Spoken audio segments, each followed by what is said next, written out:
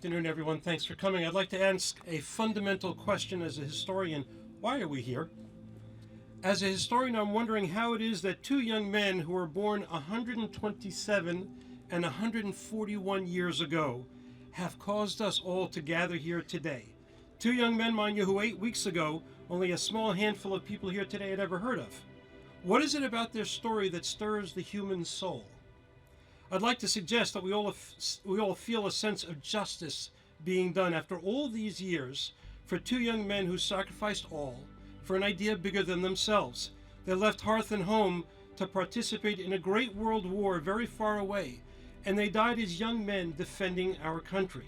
We instinctively know that when they lost their lives, they lost the ability to fight for their own identity. Our sense of fair play is aroused by our ability to make things right.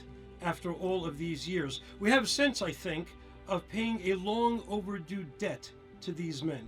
We got it wrong for over 100 years. We buried them incorrectly for over 10 decades. We have an innate sense of justice that is satisfied by saying to them, we got it wrong, but we're determined to remember you properly, no matter the passage of time. If that is so, allow me please to frame their lives to drive home that sense of doing things right, perhaps even more strongly. I'd like to tell you a little bit about one of our most important guests here today. Our first soldier at whose grave we stand is Private David Moser. David Moser survived many of the major battles of World War I, and when he died in Germany just after the war ended, his father was so devastated by the news that he suffered a stroke, and he never spoke again for the remainder of his life.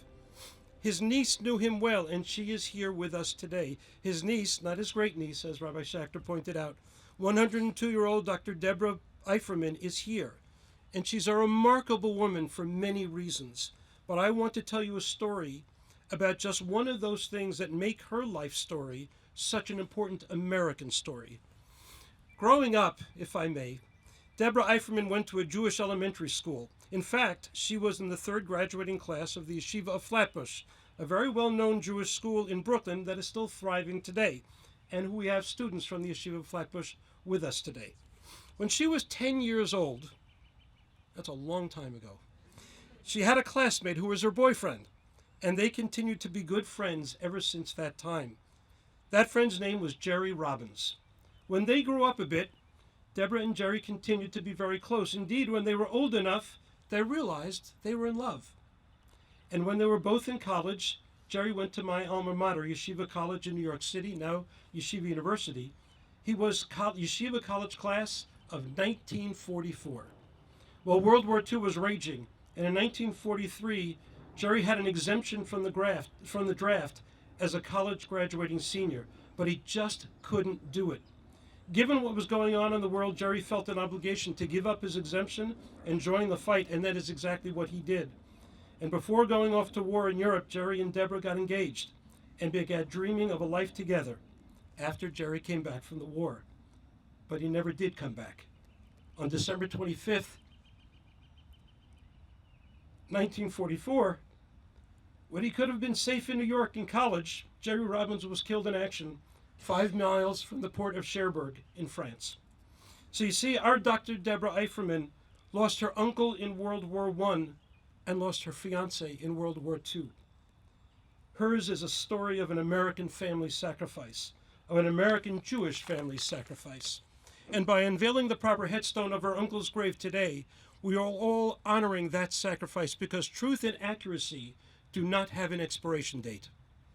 Our second soldier, Private First Class Adolph Hanf, is remarkable in his aloneness. You see, our genealogical and historical team were able to trace Adolph Hanf genealogically, and we know a great deal about his life.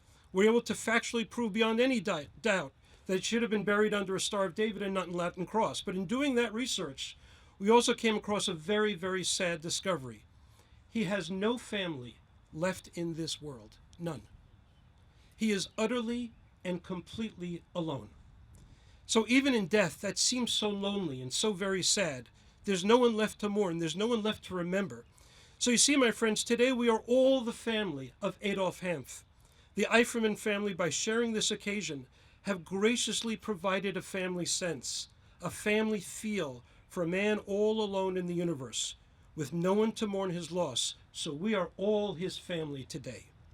Our national cemeteries, both here in the United States and around the world, where Operation Benjamin is so privileged to work, are the repositories of the most extraordinary national stories. Mere mortals who did immortal things, ordinary people who rose to the heights of human endurance, bravery, and sacrifice.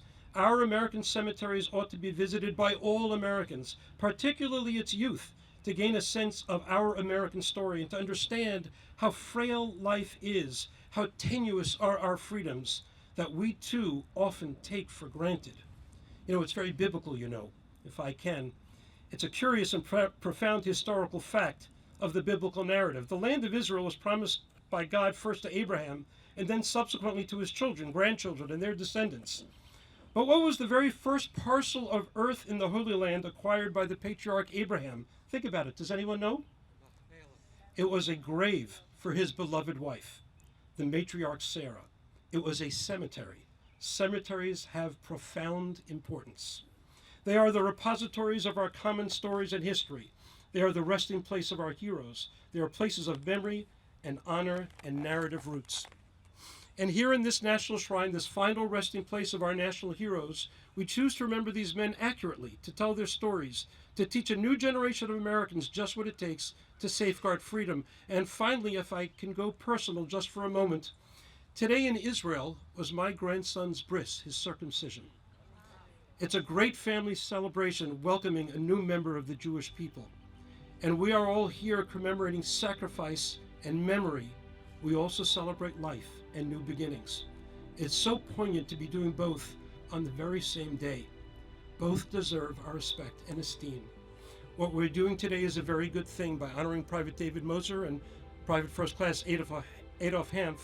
We are ensuring that our history is accurate and true, and that even after all of this time, we demonstrate that history lives in our national memory, and we are but a product of those who came before us, because we stand on the shoulders of giants.